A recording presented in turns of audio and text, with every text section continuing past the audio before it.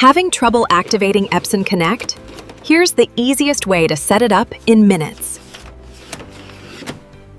First, make sure your Epson printer is connected to your home Wi-Fi network. Next, download the Epson Connect printer setup utility on your computer. Open the software, select your printer, then click Printer Registration to begin setup. Create an Epson Connect account or sign in if you already have one. Once registration is complete, your printer is ready for wireless printing from anywhere. Now you can print directly from your phone, tablet, or laptop using Epson Connect.